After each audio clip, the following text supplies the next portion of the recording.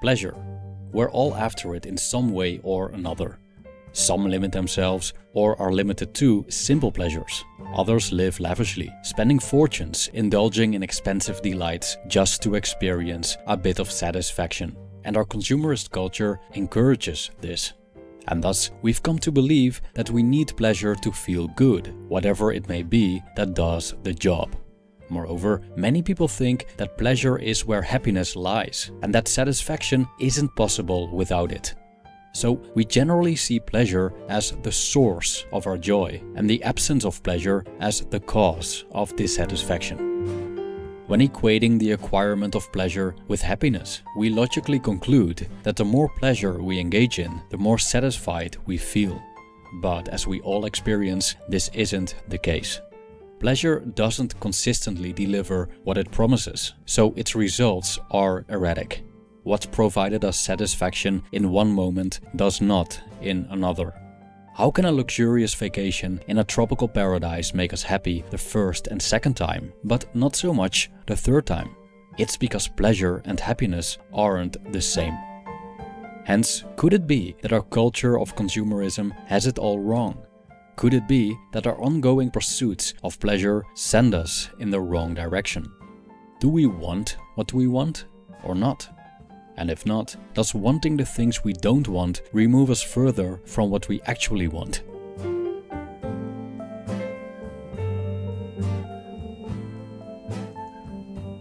We burn with desire. Sometimes it makes us crazy and we go to extremes to fulfill it. And looking at humanity, it looks like most of us just cannot help it. The appearance of desires seems inherent to our natural existence. The satisfaction of our desires is short-lived. When we have satisfied one, another takes place, as concluded by Schopenhauer. Schopenhauer saw the fulfillment of desire as a negative experience, not a positive one. I quote, "I have reminded the reader that every state of welfare, every feeling of satisfaction is negative in its character. That is to say, it consists in freedom from pain, which is the positive element of existence. It follows, therefore, that the happiness of any given life is to be measured not by its joys and pleasures, but by the extent to which it has been free from suffering, from positive evil. If this is the true standpoint, the lower animals appear to enjoy a happier destiny than man." End quote. The pessimistic German philosopher observed that an underlying irrational impulse causes a senseless striving in people.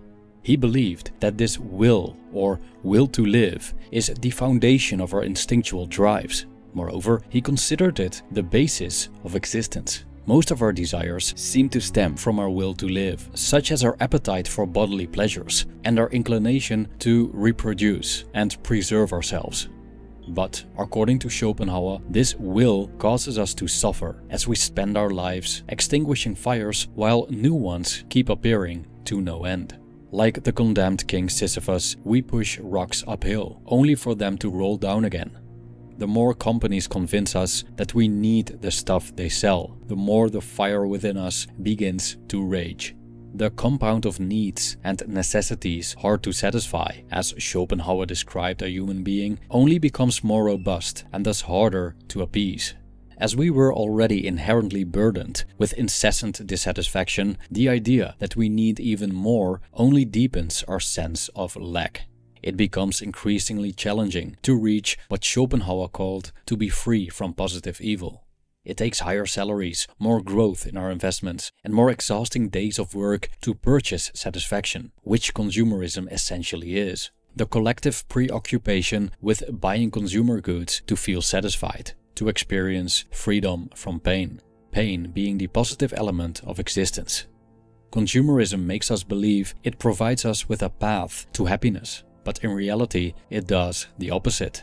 It makes happiness harder to reach. The more we answer to our desires, the stronger they eventually return, as their flames grow bigger, making it harder to put them out. Most of us are stuck in the process of putting out those flames, just for them to reappear. Consumerism praises the great fires of craving, presenting them as a meaning of life. So it's preferable to want things, consume, and dream about having expensive things. And thus, companies arouse those desires, those dreams, the bigger, the better, while offering countless pleasures to fulfill them. They light us on fire and then sell us water to quench the blaze. Buddhist monk Ajahn Sona argued that the problem with desire, with wanting and craving, is that as soon as we experience it, we're in debt. There's a sense of lack. I quote, "The moment you want something is the moment you experience the lack of it. You just put yourself in debt."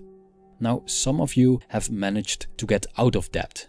And what does it feel like when you finally pay off your credit cards? When you finally pay off that mortgage? Lots of people celebrate. It's a feeling of freedom. End quote. Experiencing the lack of something is not a pleasurable experience, as it disturbs our contentment and inner peace. Before we wanted something, we were content. But when wanting came into existence, this contentment vanished and would only return if our desire ceased. As long as this desire persists, we experience debt. We have some bills left to pay before we can feel happy again.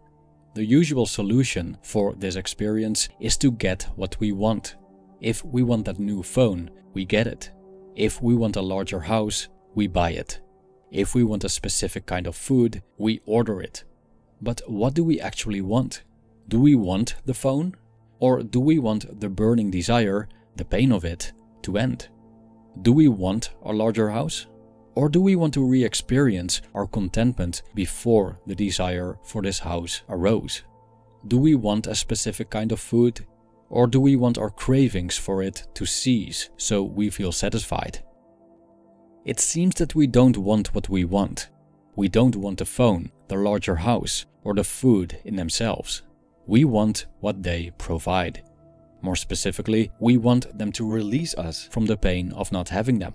That's why as soon as we get what we want, the desire for it diminishes. It becomes normal, and we often don't even want it anymore, and it becomes a burden. But we're always looking for satisfaction, which is what we ultimately want, so it seems. Satisfaction, so argues Schopenhauer, isn't a positive experience, but a negative one. I quote, "It is the good which is negative. In other words, happiness and satisfaction always imply some desire fulfilled, some state of pain brought to an end." End quote. Thus, we don't want pleasure, we just want the pain to end.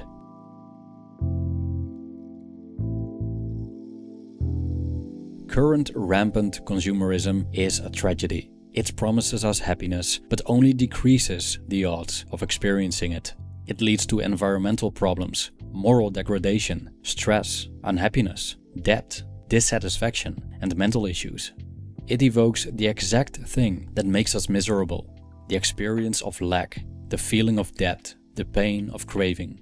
But how can we position ourselves in a society that encourages the flames of desire and, of course, wants us to extinguish these flames through consumption?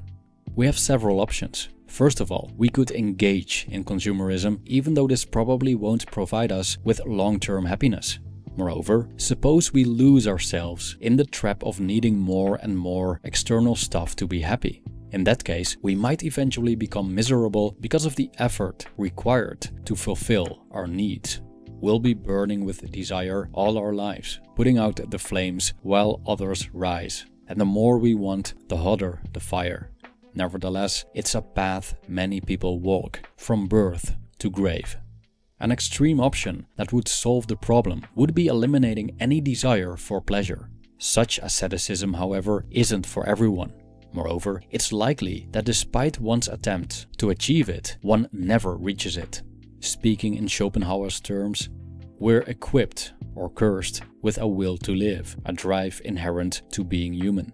Trying to eliminate the pain of desire would mean denying the will to live, which, according to Schopenhauer, is very hard. There are still people who try, though. Buddhist monks, for example, live ascetic lifestyles, which reduce the desire for external things. Stoics also reduce the desire for things not in their control through practice. And when a cessation of craving takes place, when one conquers the will to live, one is left with uninterrupted contentment. a noble goal, but for most of us, very difficult to reach. We could also attempt to find a middle way, a moderate engagement in pleasure and desire, a way to experience pleasure without getting lost in it, and without exhausting or even destroying ourselves in the pursuit of them. One philosophy to examine is Epicureanism, which distinguishes different categories of pleasures. We often desire pleasures we don't need to gain a sense of satisfaction. Some of these unnecessary desires are natural, like wanting a big house, elegant food, and physical intimacy. But according to Epicurus, they aren't necessary to satisfy ourselves, and thus we shouldn't focus on them. The worst desires, according to the ancient Greek philosopher, are vain desires, as they aren't natural or necessary. Extreme wealth, fame, and power are examples of these. Epicurus teaches us to enjoy simple pleasures, like eating simple meals and chatting with friends. If we develop a taste for simple pleasures that are widely available, we significantly reduce the cost of our satisfaction. For example, many people find satisfaction in going to the shopping mall, where they spend their hard-earned money on stuff they often don't need, going from store to store, purchase to purchase, then to the food court, then to the next mall.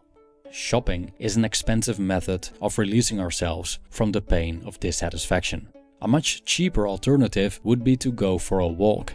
Epicurus also encourages us to appreciate the things we have, instead of always looking for more, saying, "Do not spoil what you have by desiring what you have not. Remember that what you now have was once among the things you only hoped for." End quote. Reigniting appreciation for what we have is a cheap way of reducing our desire for what we haven't. We don't have to work extra hours to enjoy the stuff we don't need to buy. Arthur Schopenhauer also offers a cheap way of satisfaction. He encourages us to focus on the pleasures of the intellect, as opposed to many other pleasures like traveling, horse racing, and gambling. The pleasures of the intellect are cheap and widely available. Books generally aren't too expensive, especially e-books, and we can borrow them as well. Moreover, the internet offers an unlimited amount of information that is mostly freely available. If we develop a taste for intellectual pleasures, we'll have a source of happiness that is low cost, plentiful, and also enjoyable during the final stages of our lives. Also, intellectual pleasures are generally low risk. In regard to any pleasure, moderation is a useful characteristic to practice. Too much of anything, even simple pleasures, can be destructive.